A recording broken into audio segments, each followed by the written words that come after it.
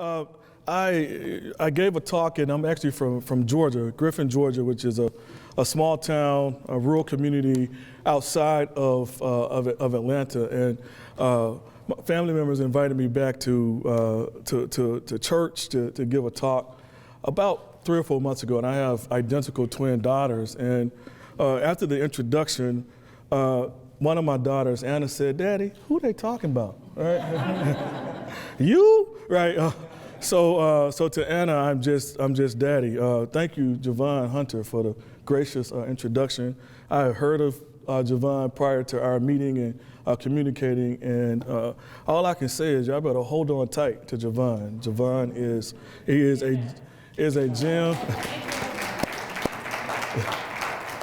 That's real talk. Javon is a gem in every sense and in every way, and so I just really encourage you to continue the good work you're doing, to stay steadfast and persistent and resilient in the work we do, because our children deserve it.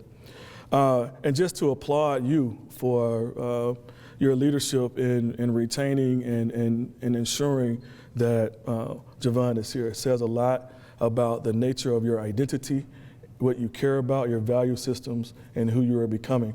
I want to make sure I acknowledge the president for being here. I'm just so humbled and really appreciative that you take the time to come out to listen to and hopefully engage in what will hopefully be a positive experience. So I appreciate your being here, and to the provost, whom I've met from Maryland, I'm very grateful to you. School board members, I met a school board member earlier, and to Kathy Wood, my colleague, whom I've worked with and known for many, many years. She serves on the editorial board of the journal, one of the journals, the journal I edit, Urban Education, the premier journal, I will add, in the field. And so she has been a true supporter and a huge contributor to the work and the fabric of what we produce. And so I'm very grateful to Kathy as well. I will just say, just so you know, that I am earning every dime of my honorarium. These folks are working me for unlike anything I think I've ever experienced. Please know Javon is very detailed oriented, and every second of my time is accounted for. You can rest assured in that sense. I am unapologetically a K-12 person, and so in talking about and thinking about this talk, Kathy and Javon both said that we should try to create, I should create something that would have broader appeal, beyond the School of Education. And so I will just say that higher ed is not my area of focus, but I have studied, and I'm going to do the best I can to sort of shed light on some of what I've come to understand about higher ed, and really make some really logical connections to K-12. So far so good. Y'all with me? Now, I need y'all to smile at me every now and then. I'm from the South. You can say amen if you want, or you can take me to task later if you want. But I do need the nonverbals. I'm a Twitter guy. I've just joined. I think I'm coming up on my 1-year anniversary in April. So if you are a Twitter person, please follow me, tweet throughout. I love to see comments related to what resonates or not with you. As I move forward. So the sort of the framing question as we move forward here is really this one: how do we engage and address issues of race with humanity, honesty, and courage? And this is a really important question, because while we're in this work together, we probably see the world based on our experiences, our worldviews, and so forth in different ways. And so there are times when we may disagree. But how do we engage and respect and honor our multiple truths in ways that allow us to make higher education and to make Buffalo State in particular a place where each of us feels a part of the community? And that's the framing question as we move forward. So when we think about student diversity, we might think about all of these different areas. And what I'm going to focus mostly on today really have to do with issues of race and socioeconomic status. We sometimes use and we talk about issues of race and racism without really unpacking what's meant by those areas. We know that race really isn't real, right? We've constructed and we made up this notion that that race is real. In the hard sciences, I'm sorry, I shouldn't say that. I get in trouble when I say the hard sciences, but in fields like biology and chemistry and physics, they look at us in the social sciences and they sometimes say, why are y'all focusing on that race category as a variable? What are you saying, right? Because people are virtually the same, genetically, biologically, and so forth. So we've socially constructed this notion of race. We also know that race is legally constructed. So we go back and if you ever have any question about your racial or ethnic background, or if you ever have any question about the ways in which race manifests, the court systems will help you understand what race means and so forth. So if you think about education in particular, we go back to Plessy, we think about the ways in which Brown has, and what I argue in my work, the ways in which Brown has failed us, from 1954 on and pre-Brown and so forth. Essentially what we did was, and notice I'm saying desegregate here, we moved bodies around, but we never really got to the core of what it meant and what it means to live and learn with each other. So we moved bodies around, but you walk into schools across the country, and teachers still will say to you, administrators will still say to you, we've never really had a serious conversation about race. Okay? We've never had a serious conversation about race. So we've moved bodies around and we've intermingled each other, and we intermingle and we work and teach and learn with each other. But when it gets to the hard work of engaging and talking about the hard issues, we have a very difficult time moving to that place. And so at this point in history, shame on us that we've not really engaged in race in ways that can make a profound difference. We also know, I actually just did a paper on Milliken v. Bradley. So, if you think about segregation patterns in Detroit, Michigan, and busing and so forth. So, when we think about this notion of race, we know that the laws and the legal systems have actually played a role as well. We also know that race is historically constructed. It's physically constructed, and it's also, so you can't sit through this lecture or this talk and use race and color synonymously moving forward. If you mean phenotype, race, color, then say color. But race, of course, means a whole lot more than phenotype. I actually taught proudly in Toronto at York University one summer, and I learned so much in that context. And we also know that race is contextually constructed. So the ways in which race manifests in Toronto manifests differently than it does here in, let's say, the States, the U.S. So with a framework, with a foundation of race established, I also want to kind of give you a working or running definition of this idea of racism as well. This notion of, y'all good? We good? Y'all still with me? Yeah. All right. The good stuff is coming. We just try to take it off. All right. So when you think about racism, one of the things that we've got to be mindful of is that racism is operating through power structures. And the piece that, when I'm working with teachers, that kind of makes it difficult for teachers to understand or to grapple with or even admit is that racism can be operating, and often is operating, even though it is not a part of our intention. So through unintentionally, we know that race operates through individual, institutional, and on societal levels. And the other point that I think is important to know is that, so sometimes I get, pushback, and folks will say, well, it's the system. It's the bureaucracy of the place. But you know what? Individuals make systems, right? So guess what? You the system. Yep, that's right. I said it. You are the system. And so when you think about the ways in which issues of race and racism manifest, you have to realize that you contribute to structures and systems and institutions that can sometimes perpetuate the status quo, marginalize particular groups of students. So the next point I want to sort of make really is about why this notion of race. Why is it that I'm focusing in on race? In studying and pulling this talk together, one of the things that I noticed was the K-12, those of us who study K-12, we tend not to have conversations with the higher ed literature. So there's a discursive disconnect, if you will, between the ways in which we study and we think about what's happening in higher ed and what's taking place through the K-12 pipeline, through the pre-K-12 pipeline.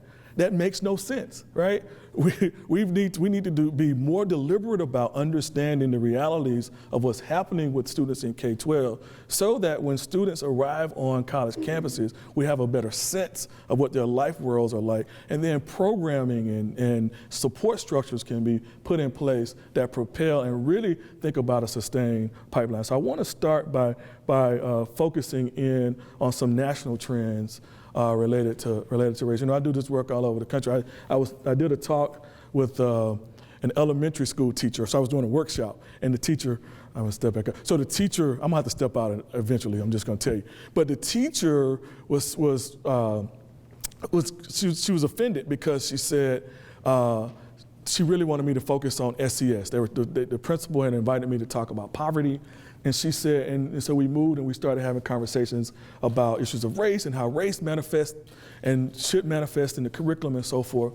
And so she just decided to disengage. And she started doodling the remainder of the time during the workshop. And so I kept wondering, and I'm constantly thinking about that teacher is always in my head, right? Like and so I'm trying to make the case for why race. Why should race be at the center of how we think and talk? So in terms of a national profile, if you look at these data show you quote unquote gaps in achievement between Black and white students and Latino and white students, brown and white students. If you look at these data, again, I show you on your left-hand side the national representation there, and on the right. So if you're able to see there, about 15.9% of Black students are enrolled in schools across the country, but they make up 31.2% of in-school suspensions. Y'all see that? Hello? Why race? That's why. If you look at these data outside of school, so 15.9%, 38.2% of Black students, and I'm focusing on Black students unapologetically. Why race? That's why, right? And so when we look at achievement gap data, right, we pose these questions like, well, we just can't quite understand why there's such a gap. Well, heck, the students aren't in the classroom. That's part of the challenge, right? And so, and when you look at the data, what you also know is these exclusionary practices where we perpetually put students out of the classroom, they don't work. That's what we know. That is, the evidence base for that is clearer than it has ever been in the past, right? It doesn't work, but we continue doing it even in spite of solid evidence that it doesn't work, right? That it doesn't work. Expulsions, I'm sorry. 36% of all expulsions. Well, so some of you might say, well, Rich Milner from Pittsburgh, that's really about what's happening nationally. Have you looked locally at Buffalo? And the answer is yes. So if you think about Buffalo,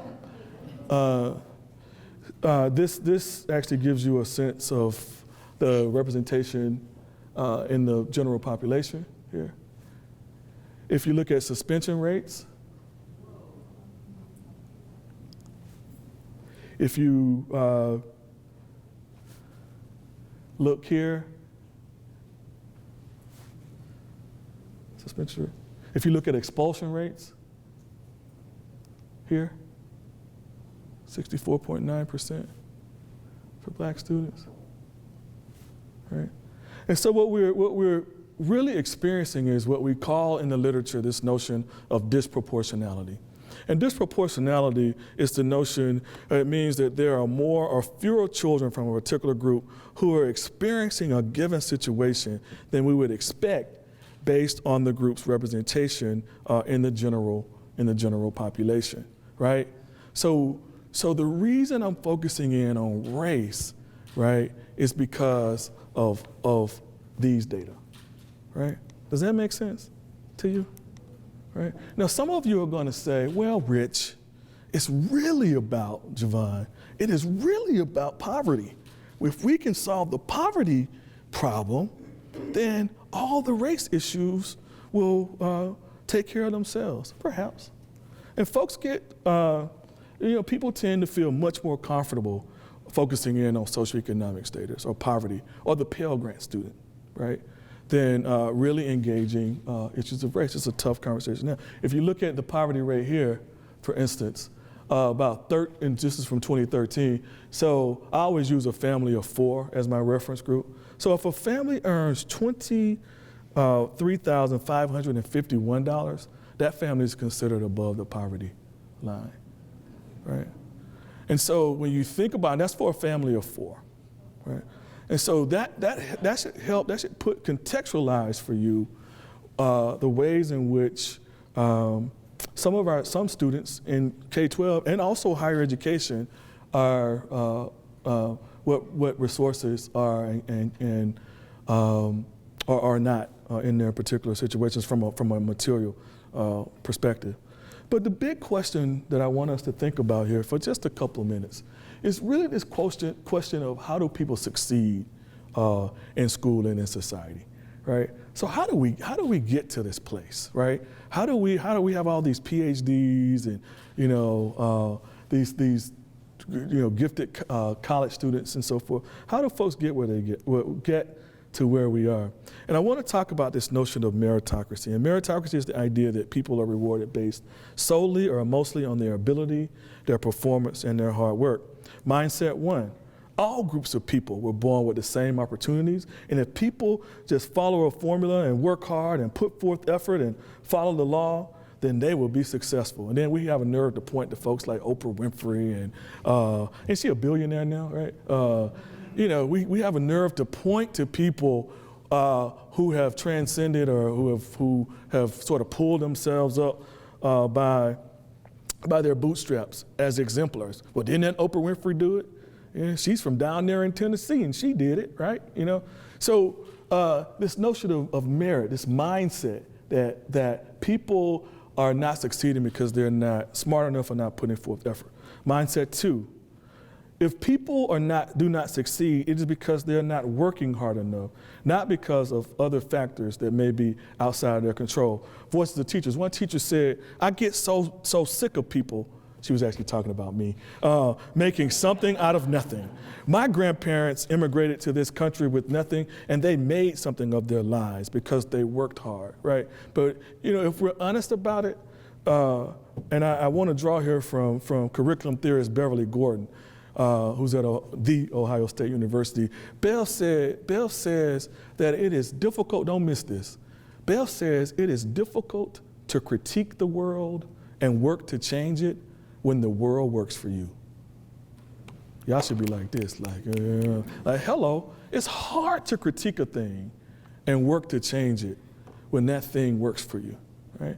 And so when we think about our own experiences, what I've come to understand is I have somebody's name on my professorship, right? And I've followed the law and worked hard and all those kinds of things. But what I know for sure is that some folks have opened some doors for me, right? At the end of the day. And guess what? The same thing is true for you. You are where you are because folks have given you an opportunity along the way, right? I almost want to say amen on that, right? So along the way, so the reality is when we think about this notion of merit and we're really honest about where we are and how far we've come, the reality is we've come as far as we've come, and we've been able to do what we are doing because folks have opened doors for us. But merit, we focus on merit, and we forget sometimes that we have now got to be the folks who open doors for others and to really build this level of empathy. How many of you are sports fans out there? Somewhere, baseball fans, anybody? Right? So this meritocracy argument is like being born on third base and thinking you hit a triple, right? So really thinking about interrogating the ways in which merit and issues of rewards show up. James Henslin, a sociologist, he wrote, if the meritocracy argument were accurate, all positions would be awarded on the basis of merit. If so, ability should predict who goes to college. Instead, family income is the best predictor. The more a family earns, the more likely their children are to go to college. While some people do get ahead through ability and hard work, others simply inherit wealth and the opportunities that go with it. In short, factors far beyond merit give people their positions in society. Now, I want to shift now and talk about this idea of race. And I want to engage with you for a few minutes. Why? I didn't know you had to talk, did you? Oh, wow, yeah. But what is it about, why is it so challenging? And maybe you don't have this challenge here at Hunter. At Buffalo State. I'm saying the name of the school is yours, Javon Hunter. Maybe you don't have that challenge here, right? But why is it so challenging to engage issues of race in quote unquote mixed company? What is it? Yes. I think most people are afraid of being called a racist. Okay. Or that they can't speak because they're not of a certain race. Right. So if I say something, I don't mean it to sound racist, but I can be accused of absolutely. Great point. What's your name? Jolette. Thank you, Jolette. Good stuff. Who else? Yes. I would say most white people I know have never had to really think about it. Right. Have never been in a space where they've had to think, okay, maybe because the world works for them in particular kind of, okay. All right. Yeah. Others. I think too, blame and guilt comes into play. Mm-hmm. So when you start having this conversation, folks will presume that you're blaming, and then people start saying they feel guilty, and why should I feel guilty about something that happened 400 years ago? I wasn't there. Right. So it gets to a place where there's almost like this self-reflective space where there's a level of sensitivity that good point. Yes. People unwilling to acknowledge privilege. Yes, right. Unwilling to acknowledge privilege, right? And it's something that my cousin would always say, but it is what it is, right? And so acknowledging that as part of the reality that it is what it is, and that might be the first step, and then thinking about the ways in which, we don't allow white supremacy or whiteness to manifest in ways that would subordinate or operate to disenfranchise, right? Okay, good point. Yes, let's go here. Sometimes in settings that I've been in, it's divide and conquer.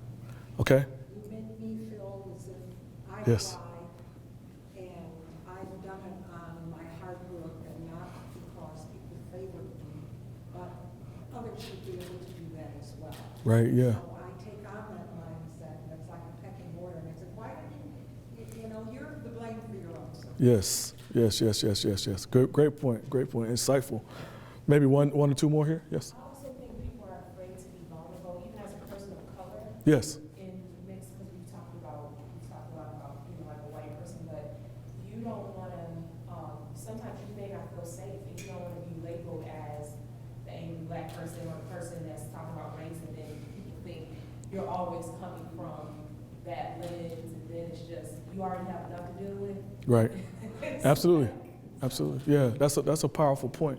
It's a really powerful point. And one of the things we know from the literature related to this notion of stereotype threat, right, is it is not only it matters less if the stereotype is true or not, if it's operating in the space. What matters is your interpretation of whether the stereotype is manifesting, right? So it matters how you perceive it, right? And so for others of us to honor the fact that people are grappling with and working through these situations, I think, are really important. Yes?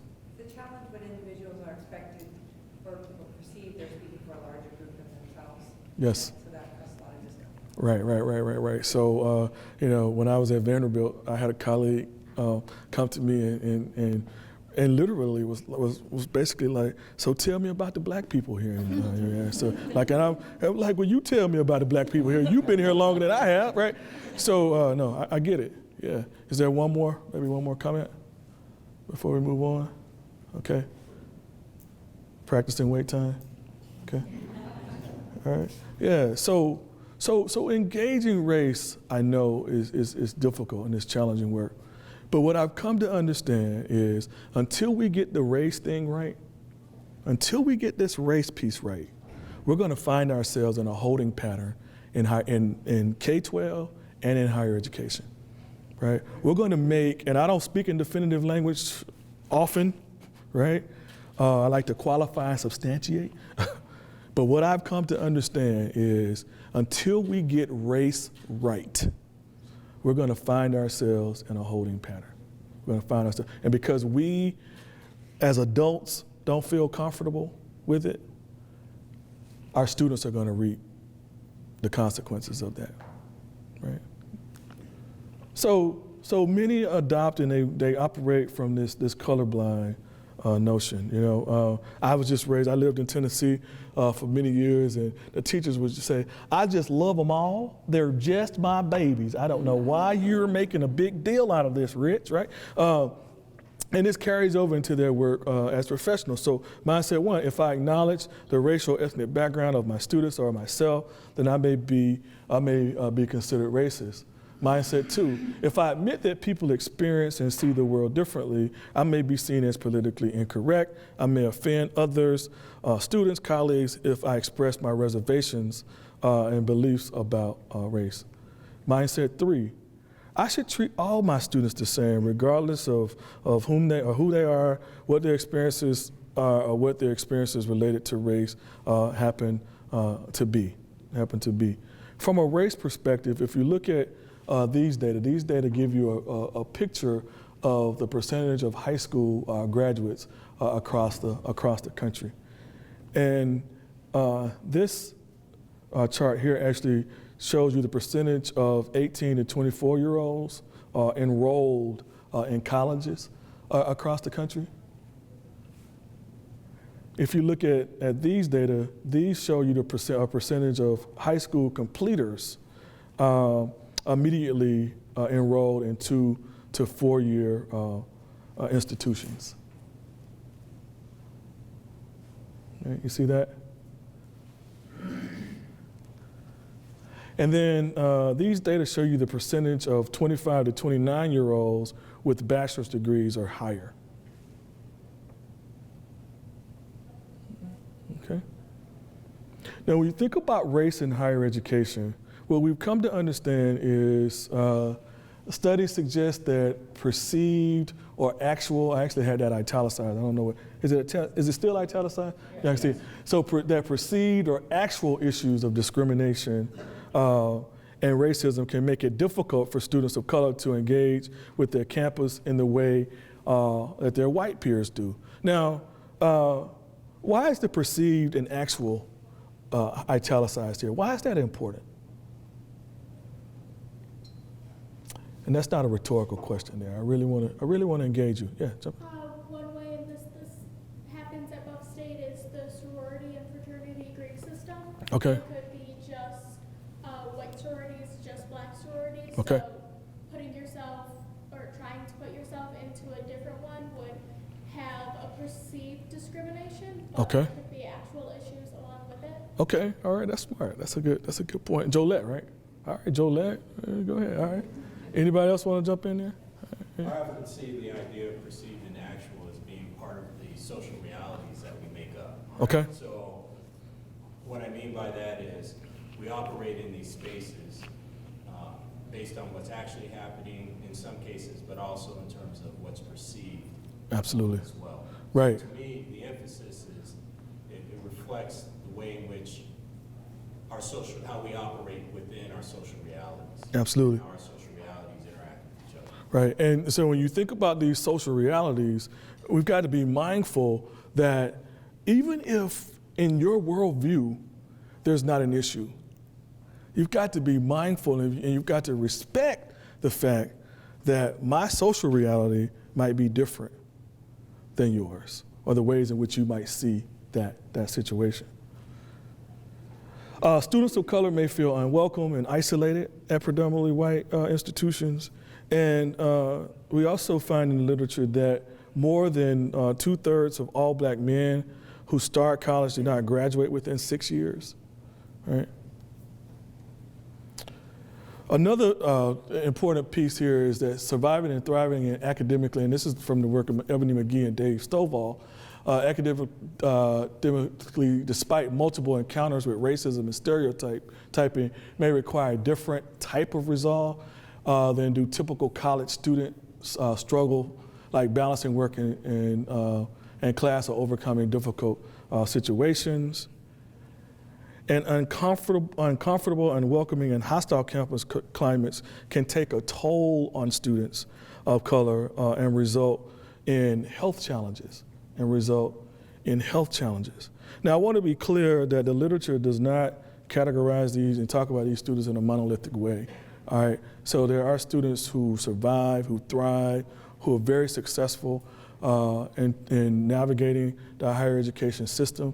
But what's important for you to understand is to really think about what's happening with students who may be having more challenging times, sort of grappling and working through situations, such as when you think about this notion of microaggressions, right?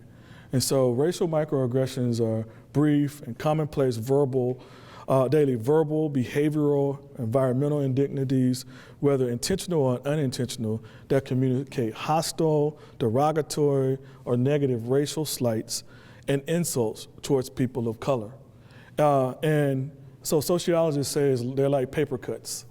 So they're these small, cuts that, that cut at you, that get at you, that get at you. And the paper cut, one paper cut might be okay, but eventually they build up. And the literature says that what happens is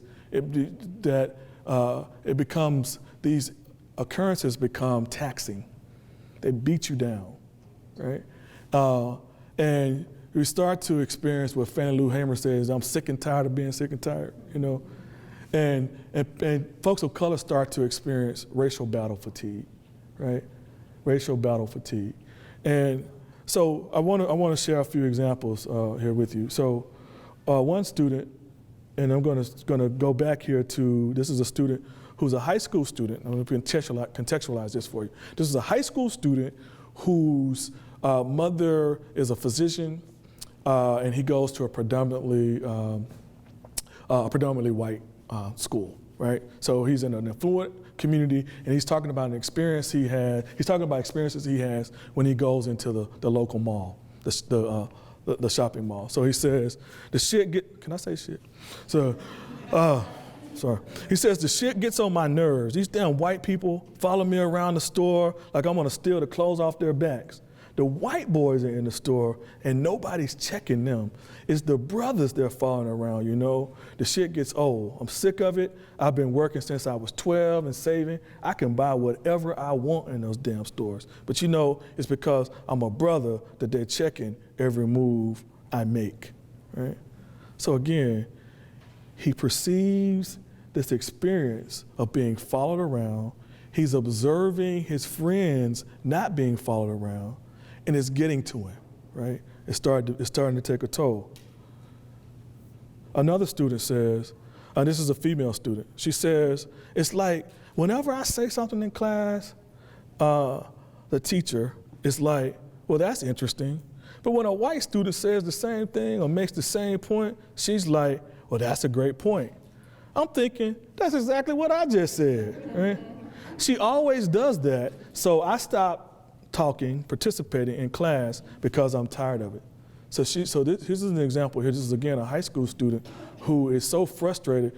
And when I was doing these interviews, I was trying to maintain, of course, not my objectivity, but I was asking the questions. And when the student said this, I almost got up and gave her a high five, right? Because this experience resonates with me in such a powerful way. I direct the Center for Urban Education, right? And when my white teammates come in, we have 14 people on my team, you know, donors and you know, even people in the community, they look to my white assistants. They're talking to them. I'm like, I'm in charge up in here, right? You know, like, but again, it is this, and it gets to a place where it can really be taxing. Yeah, jump in. I'm almost certain I know the answer to this. Okay, yeah.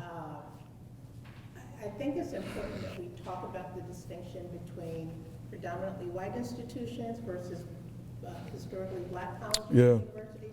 And so I'm assuming that most of the student comments are relating to those students who attend a predominantly white institution. Right, yes. PWIs, yes, absolutely. And in fact, all the research I looked at for this presentation is situated in PW, public, predominantly white institutions and public institutions. Now, I'm a product of an HBCU. So I can talk. I graduated from South Carolina State University, undergraduate, and so I have that as a personal experience, but I've not studied those phenomena. But yes, this is for PWIs. I'm sorry, I should have made that clear. All right. Other comments or questions as we move on, right? You know, I'm curious, Rich, how would you describe this situation? I remember recently I was in a classroom. Yes. And we were talking, it was a classroom of seniors in high school. And we were talking about a new project that we were going to work on, where we were going to look at the drug trade and its impact in Buffalo. Right? So the idea would be to have our students be community researchers, talk about the differences in ways in which race and poverty and even gender impacts drug use. As soon as we said that, this young black woman just shouted out, I hate talking about this race shit, right? You guys always bring this up, and I'm tired of it. Okay. And in that moment, right, you know, I was wondering, I was thinking, you know, what's going on? What was this young woman's history to respond to this? But as I'm listening to you, and I'm familiar with the literature on racial battle fatigue, Yeah. I'm wondering, would you classify that as racial battle fatigue as well? Or is there something else that how would you characterize that, right? So here, right, it's a different take. Yes, that is a different take. I don't know if I've seen the literature talk about that particular situation that you described in that way, because you know the racial battle fatigue work would suggest that there are, you know, it sounds like in this situation you were using this as a site to make the curriculum relevant, to link to sort of broader constructs and ideas that might have been embedded in or not in quote unquote standards, right? Absolutely, right. Because part of what's happening, and folks in here are very familiar with it. I imagine folks are familiar with it. There's a huge heroin epidemic that's impacting Western New York,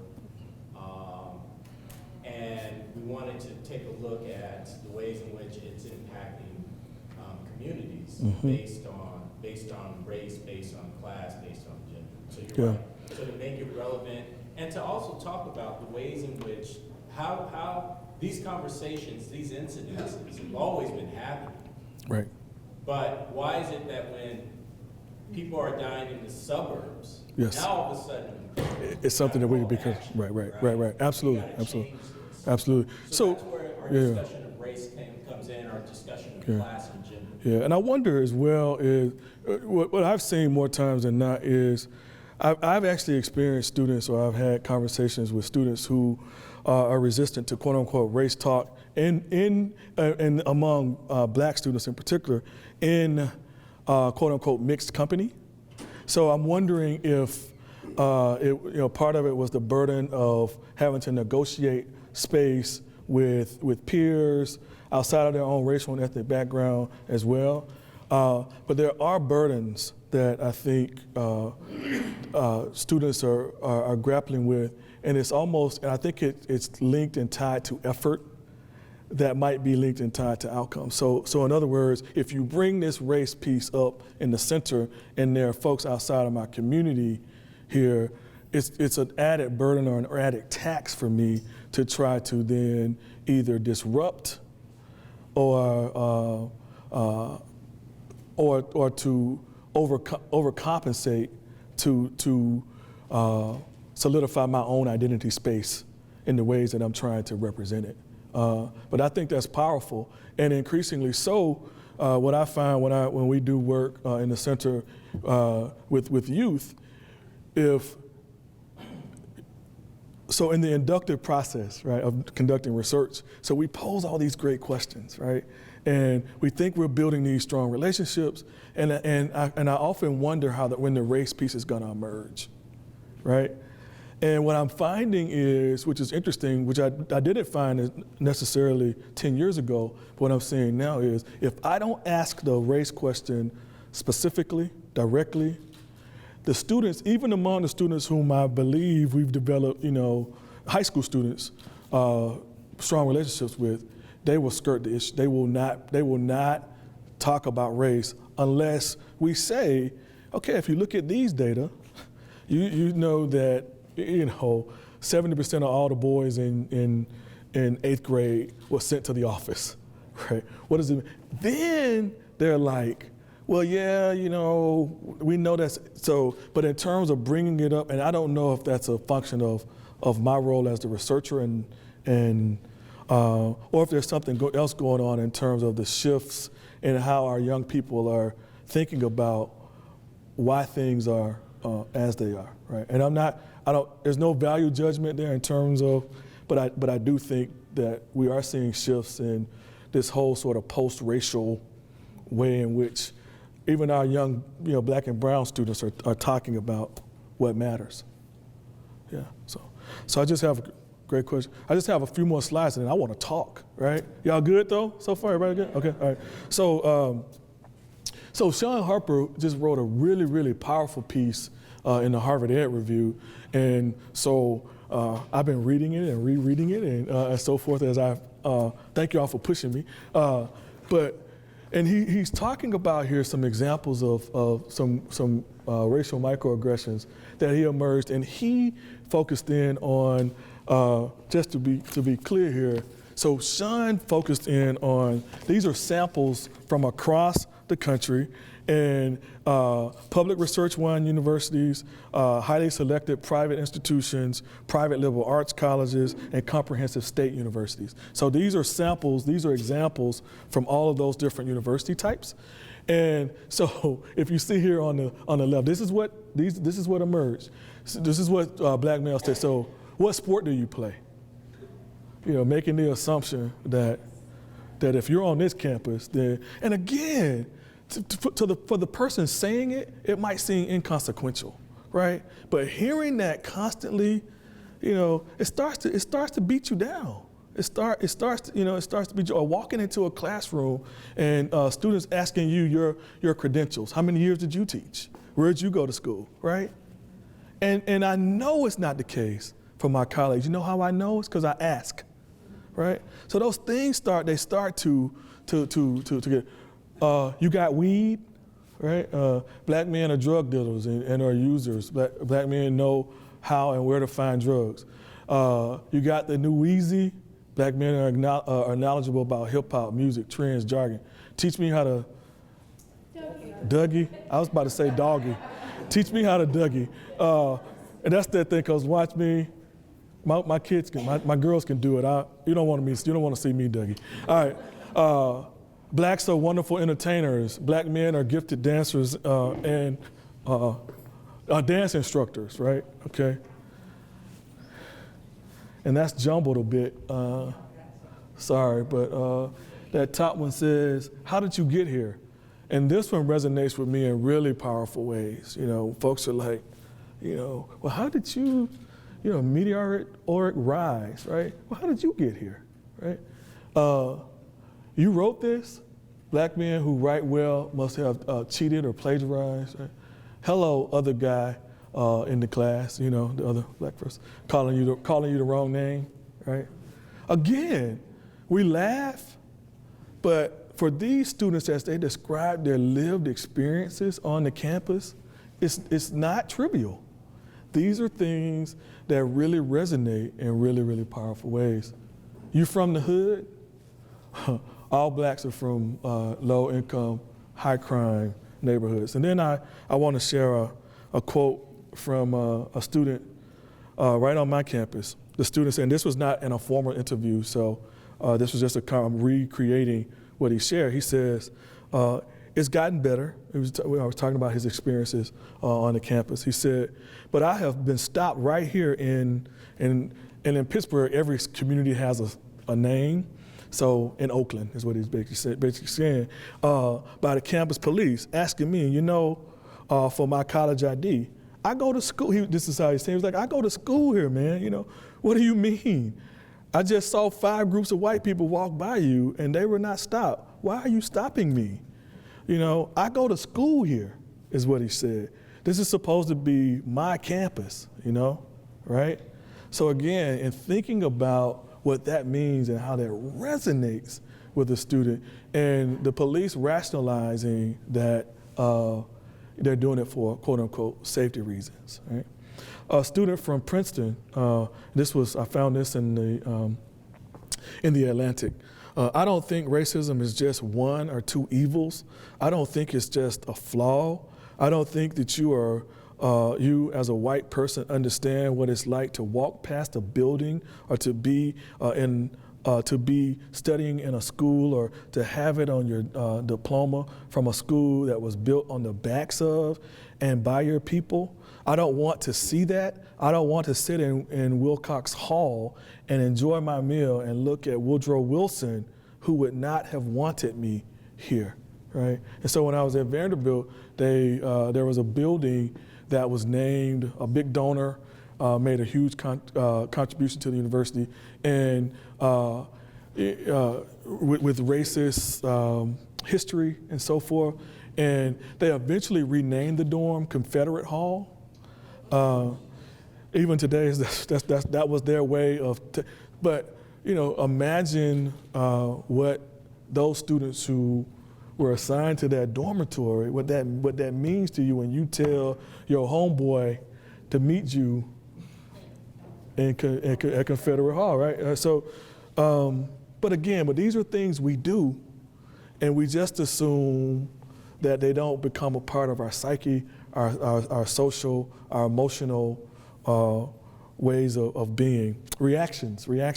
And so I really implore you, I really encourage you, I challenge you even, that if you're really serious about ensuring, and you know, when I think about this notion of race, one of the things that I think we gotta be mindful of is white as a race too. So I'm not only talking about the black and brown and the yellow students, I'm talking about the fact that every student on this campus matters, right? Every student should matter to you, right? And so if we're not mindful and more focused in on issues of race and discrimination and so forth, what you're gonna find is protests where people are gonna start to mobilize. You know, there's only so much folks can take. I don't care who you are. It's just like a person who's been abused in a marriage or in a relationship. When that person gets to a place where he or she cannot take it any longer, that person is going to react, right? And so when you think about the identity and the fabric of this place, you've got to be mindful that protests, as in the case here,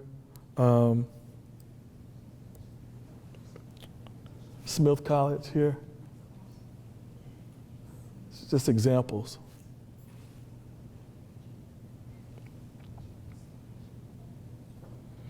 University of Kansas.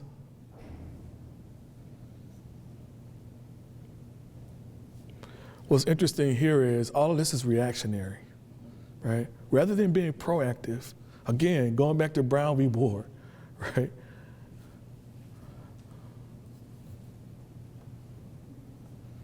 Claremont.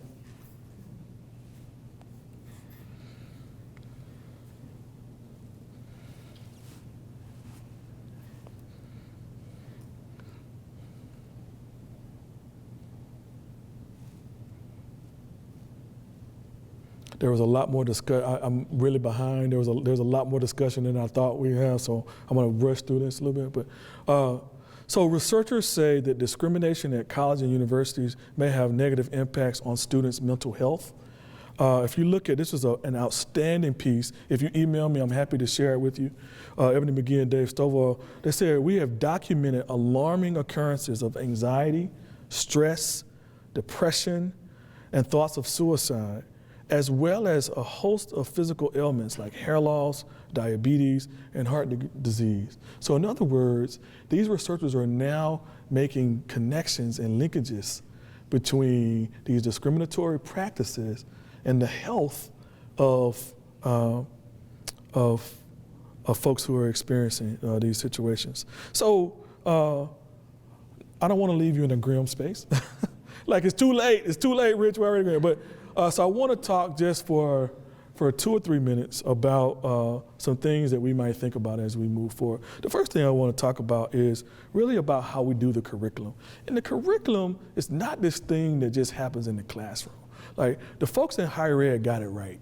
Yeah, Ben Franklin, the people who develop, well, they didn't get it all right, but like the idea of how higher education works and so forth and how it might work it's actually brilliant. It makes a lot of sense because we realize that having people in mixed dormitories and having informal conversations in the common areas, a lot of the learning takes place in those spaces, right? So the curriculum is what's happening on this campus, not necessarily what's happening in a particular classroom. And we know that the curriculum is explicit. Sometimes, it's what's in our syllabi and so forth. We know there's a curriculum that's implicit. It's sometimes hidden. It's going back, all my education folks like, yeah, we know this, right? It's implicit, it's sometimes hidden, right? But we know there's a curriculum. But there's also a curriculum that's null. Elliot Eisner, drawn from Eisner here, who's a former professor at Stanford. And Eisner says there's a null curriculum as well. And the null curriculum is what we don't teach. So in other words, students are learning something based on what we don't expose them to. I was in a pre-K kindergarten classroom years ago and was observing, and this young man walked in one day and his mother was wearing a red sweater, and the student in the class said, "Hey Jimmy, your mommy is wearing a red sweater." And the teacher, in a responsive, in a good responsive way, said, "That's right, Jimmy." And that's right, Javon. And red starts with the letter R. Yeah, okay. Help me out here. All right. So, right, the very next day, a student walked in. He walked in this time with his two mummies. And on this day, the student says, you have two mummies? I have a mommy and a daddy, right? And the student, and the teacher is like, shh, we don't talk about that, right? They're learning something based on what we avoid, right? Based on what we avoid. So when we, on college campuses, when we think about this, that's right, I said it. This is why I'm talking about race. And we go about our lives and not engage this, we're sending a profound message to the black and brown bodies throughout this campus and throughout this community. When we say that is not part of the learning and that's not part of the curriculum we do, or we should engage in this school, we're sending a profound message through the null curriculum. When we don't engage, because you know what? I see me in them. I have 3 letters behind my name, but guess what? I am a black man. Make no mistake about it. And when I drive down the freeway, ain't nobody looking at Dr. Rich Milner. They're looking at a black man driving down the freeway, right? My experiences are shaped by that.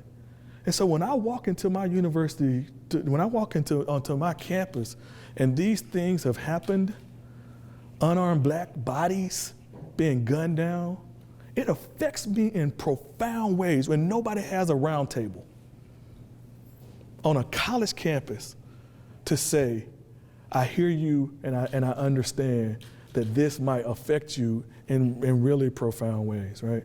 There's a strong relationship between students, and this is the work of Ming-T Wang and Jay Hughley, professors who actually are at Pitt, graduated from Harvard University. What their research has shown is that there's a strong relationship between a student's racial identity, that is how I see my own racial and ethnic identity, and my achievement.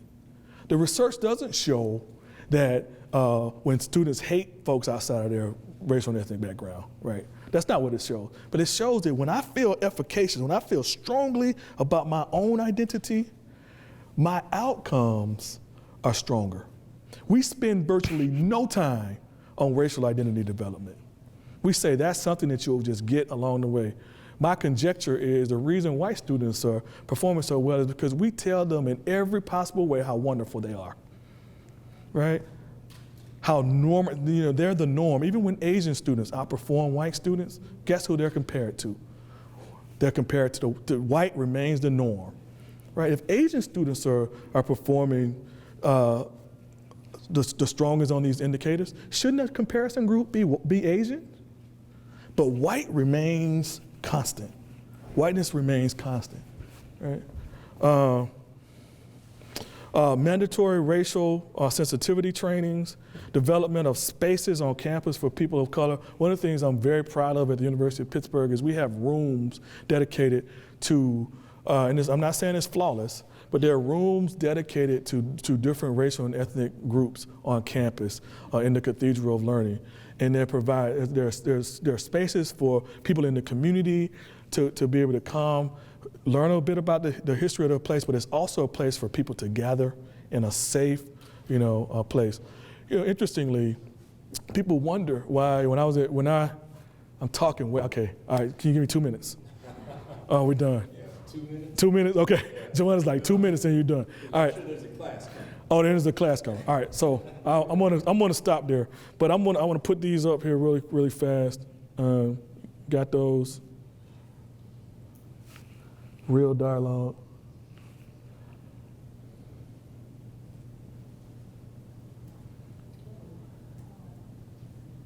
And if folks want copies of the slides, I'm happy to share them.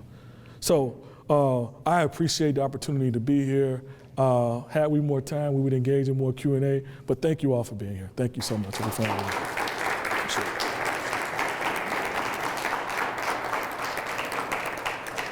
So maybe what we can do is allow a few questions. Maybe 5 minutes. If anyone has any questions that they'd like to ask Dr. Wilson. Well, Rich. Right? Rich, yes. The suspension data you put up, on Buffalo, I wasn't surprised. I've seen it, but it makes a striking point about the fact that we rarely discuss how that suspensions impact achievement. You need to come to Buffalo School Board and talk to us about that. And in the larger context, what happens is that the standardized tests are what's used to identify achievement or lack thereof. And so, that's been an area that I have focused a lot of attention, a lot of questions on, again, using standardized tests for all children, regardless of cognitive ability, regardless of language ability, and so forth. And so I'm wondering, have you done the research on that and looking at the use of standardized tests in terms of, the various ethnic and racial groups and how they fare, and how that also is used to identify and racialize their achievement gaps? One of the things that I argue in my work in general is that we don't have an achievement gap. So I argue, I know y'all gonna be like, what? This dude's nuts, right? But I argue, and really drawing from the profound work of Gloria Ladson-Billings and Jackie Irvine and so forth, that what we really have is we have opportunity gaps. And so I actually believe we should be developing more mechanisms and strategies to evaluate our children to get at what they really know.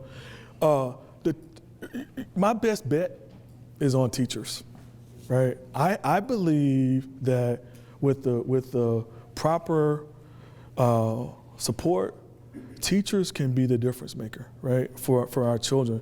And I believe teachers most teachers have good intentions. What they don't have, and I'm complicit here, is they don't necessarily have the training and the support they need to be effective. And so we've got to do a better job of that. So here's what we know from the data, right? If you look at the research of like Russ Skeeble, and I always qualify that Russ is a white man, right? Because people think that you're some conspiracy theory, right? This is a white man who's done this research. He and his research team have looked at thousands of referral data across the country. And here's what's profound about what they found. They found that black and brown children, and even children who live below the poverty line, are referred to what's known as subjective infractions.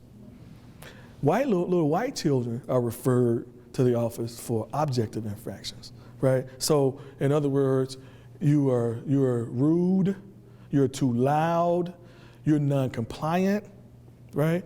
Just sitting our children out of the classroom right? And guess what? That's what the students want. They're like, cool, I don't want to be in here anyway, because I can tell you don't want me in here, right? You're not teaching me anything, right? So white students are referred to the office for what's known as objective infractions, right? You're late. I look at my digital watch. It's 1:33. Class started at 1:30. Makes sense. Objective, right? But perpetually, that's what we see.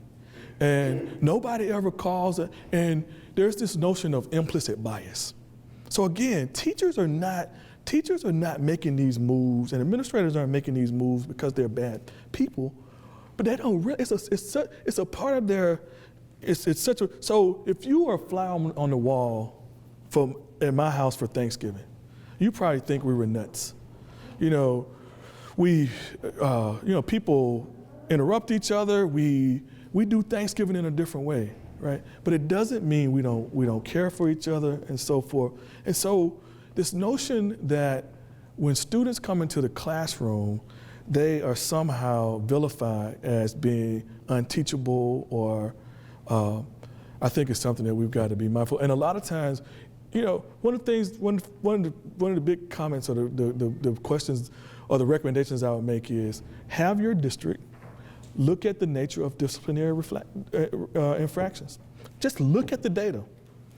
And chances are what you're going to probably find is a lot of subjective, non-compliant, vis-a-vis, I didn't wear my belt today, I have a hat on in the building, those kinds of infractions. And students miss powerful instructional opportunities when they aren't in the classroom. So there's a direct link between what we call time on task and students' ability to